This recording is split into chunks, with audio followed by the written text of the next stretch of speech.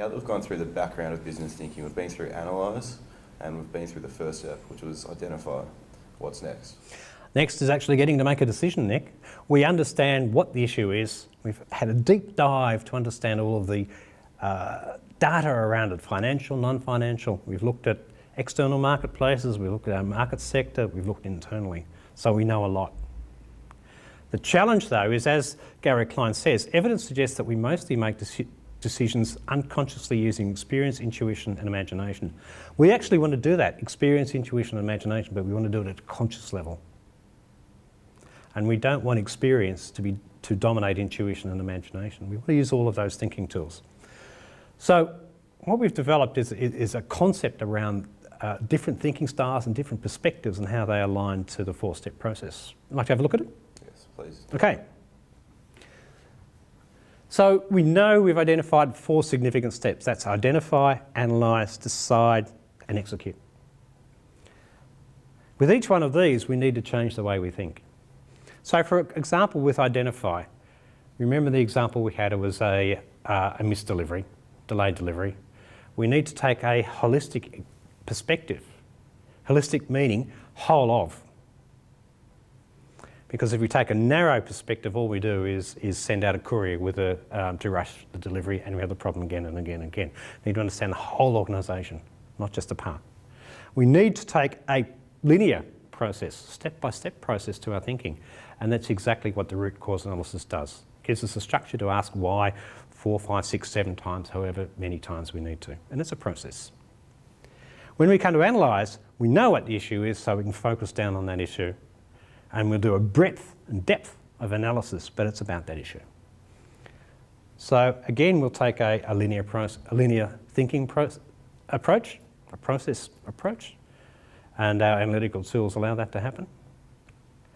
But now we come to decide. Decide we split into 3 distinct areas. One is develop options, and then manage risk. Manage the downside. What happens if this goes wrong? What's the likelihood that it will go wrong? Therefore, can we do it? And then the last step is decide, which measures the upside, which measures the final decision to go ahead or not go ahead. On develop options, we're taking an issues approach because we know what the issue is, we know what we're dealing with. But we want to change our thinking style from process-driven thinking to much more non-linear, intuitive, imaginative, creative, innovative thinking.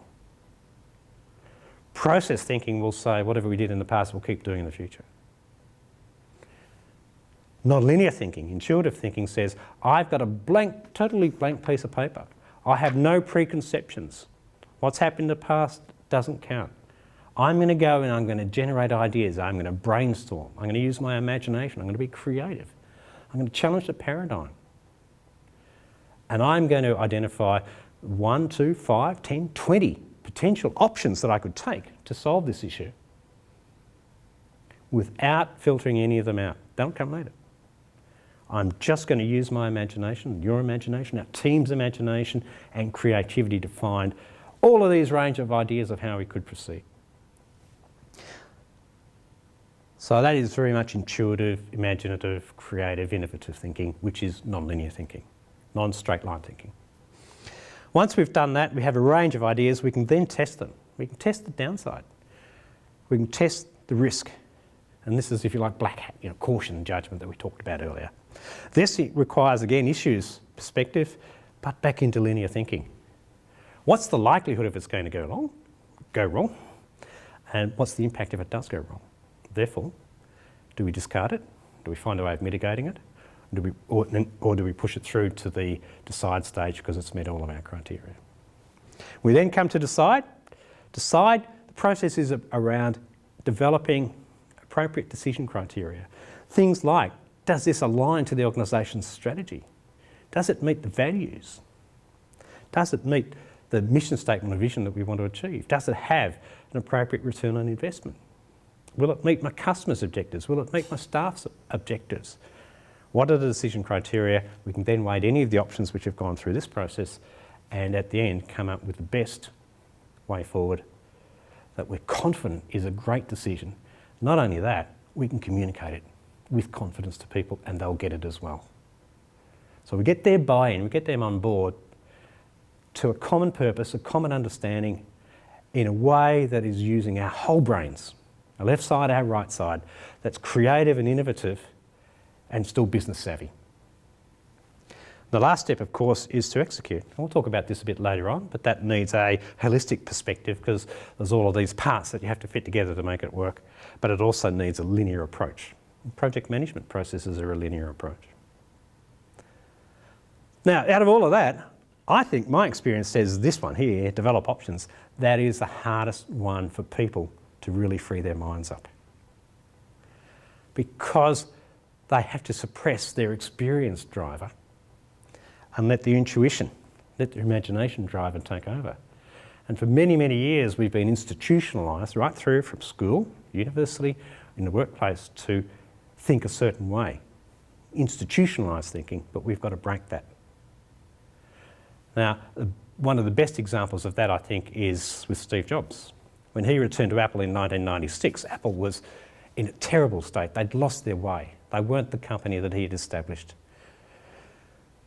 And what he did is he sat down and with his team, did a review of the organisation and a review of what Apple stood for in the marketplace.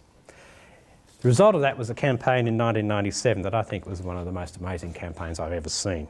It's called Think Different. There's a quote that comes out. The words of the campaign were very simple. Here's to the crazy ones, the misfits, the rebels, the troublemakers, the round pegs in the square holes, the ones who see things differently. They're not fond of rules and they have no respect for the status quo. You can quote them, disagree with them, glorify or vilify them. About the only thing you can't do is ignore them because they change things. They push the human race forward. While some may see them as the crazy ones, we see genius. Because the people who are crazy enough to think they can change the world are the ones who do.